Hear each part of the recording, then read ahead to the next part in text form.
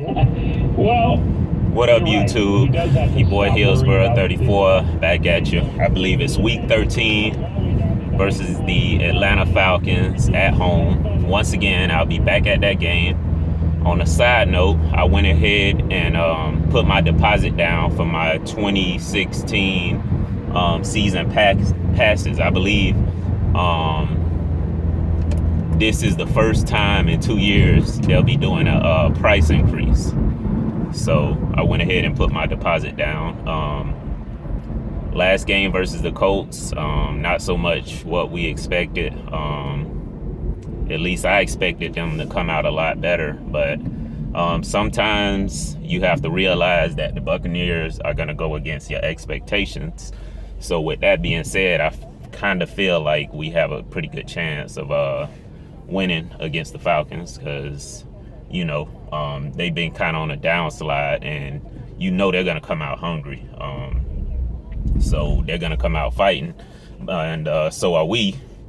Jameis Winston, he had a pretty good game, but the offensive line didn't. They were not blocking for him.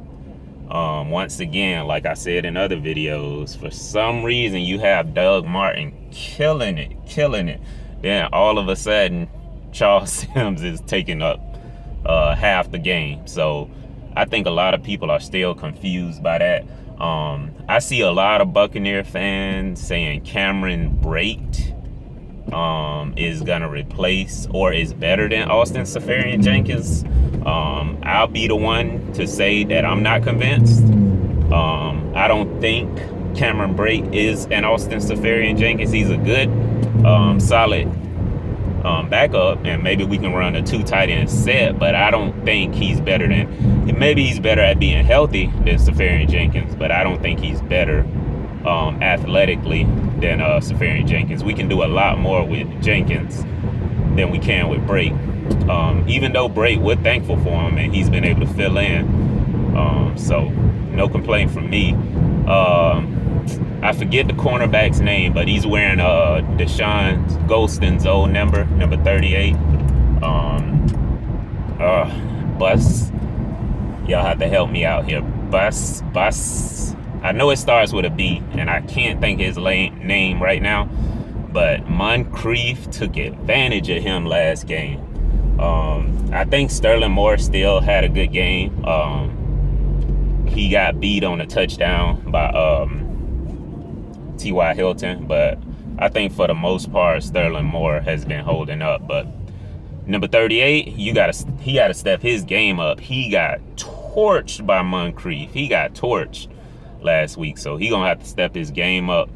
I don't know, man. Like I said before, we always have an issue with backup quarterbacks. We've been able to beat Matt Castle and Mari Sanchez, but I don't know. Hasselbeck came in there and picked that cover 2 apart. Mike Evans. His problem, if you watch the passes that he's dropping, are passes that go over his head. Like if you notice, when it comes to jump balls, he catches those all day. But when it's passes that he's running and he has to look back for, those are the passes that he's having problems with. And I see Winston trying to throw deep to him, and the passes are sailing over his head. I have my thoughts behind the issue, and it was in what we thought before we drafted Mike Evans. A lot of people were like, he's another Vincent Jackson. So I mean, it could just be a speed issue, or it could just be getting them more in sync with Winston and Evans. But I feel like it could be a slight speed issue. But that's just me from watching a video. I'm obviously no expert. So once again, play these Falcons. Hopefully we can go 2-0 versus the Falcons. And we have a lot of ground still to gain. It's like we probably can't afford to lose any more games if we really want to make a playoff run. So I like this, like I said before in other videos, leave Doug Martin in the game. And hopefully we can get Safarian Jenkins back. I know, I feel like pretty much that's gonna make a difference when we get him back.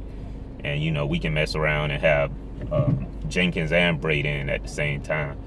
So this video is long enough. I guess I'll holler at everybody after the game, see what kind of footage I can get out there. Out.